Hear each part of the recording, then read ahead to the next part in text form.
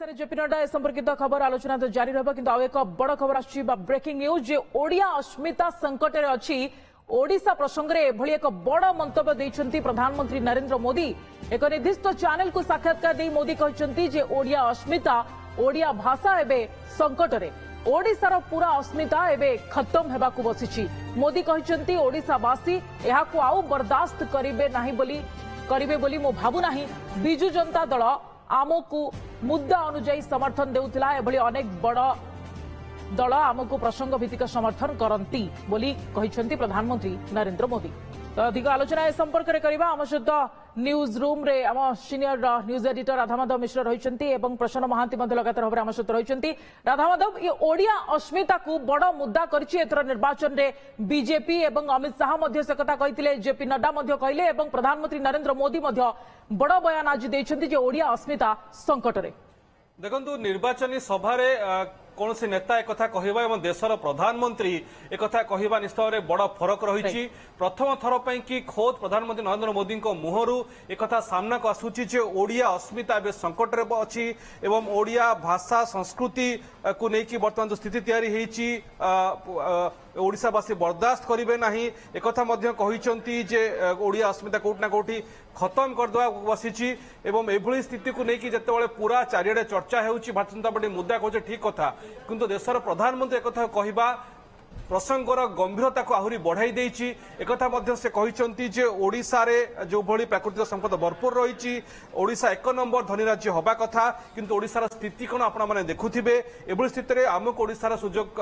करबाको सुजोग मिलवा दरकार सेवा करबाको किंतु गुरुत्वपूर्ण कथा सब भितर होउची जे ओडिया अस्मिता वर्तमान संकट रे अछि भाषा संस्कृति को लेकिन वर्तमान जो चर्चा चली ओडिशार पूरा अस्मिता बे खत्म हवाको बसिछि ओडिया भाषा संस्कृति संकट रे अछि एवं ओडिशा वासी को बर्दाश्त करेंगे ना किए कहते प्रधानमंत्री मोदी कहते तो प्रसन्न महांती आपको आसक चाहिए ए बड़ खबर आसिक पहुंचुची एक नेशनल चैनल को इंटरव्यू देकी निजे प्रधानमंत्री मोदी जो कथा कहते ए प्रसंगर गुरुत्व केते बढ़ी जाइए एथर निर्वाचन में सबुठू बड़ मुद्दा निश्चित भाव में कह कि देखो एजावत निर्वाचन जेबेठू आरंभ है प्रक्रिया जेबेठू आरंभ है निर्वाचन प्रक्रिया जेबेठू आरंभ है एजावत ओडिशा को लेकिन जो आलोचना आई ओडिशा सरकार संपर्क में जो टीका टिप्पणी बीजेपी और तार वरिष्ठ नेता मैंने करिसेंती आज प्रधानमंत्री का बयान ये समस्त सीमा को टपी जाइए कह जहाँ राधामाधव कहते परिस्थितिर गंभीरता ये बढ़ी जाइए खुद प्रधानमंत्री एक कहते सी पुणी कौन निर्वाचनी सभार नुहे एक घरोई टीवी चैनल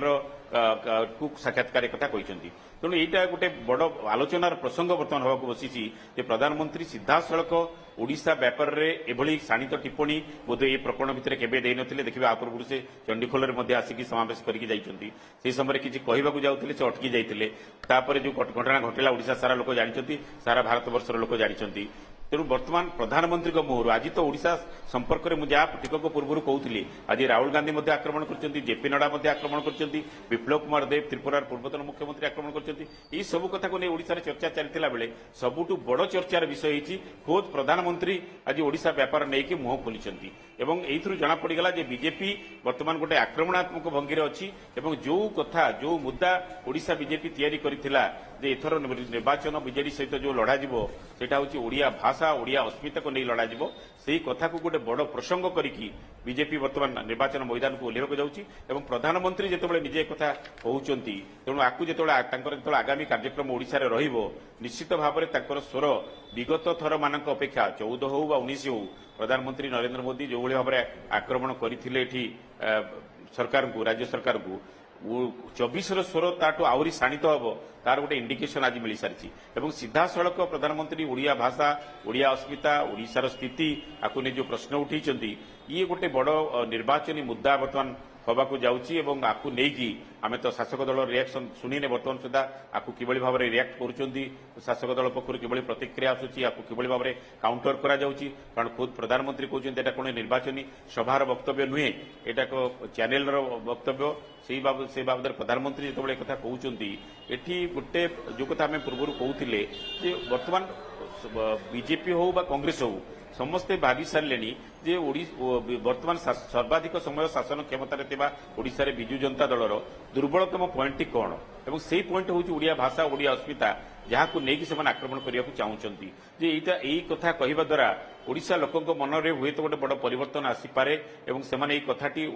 ଓଡ଼ିଆ ଲୋକଙ୍କ ମନକୁ ଛୁଇଁପାରେ ଏଇ କଥା ଅନୁଭବ କରୁଛନ୍ତି କଂଗ୍ରେସ ଅନୁଭବ କରୁଛି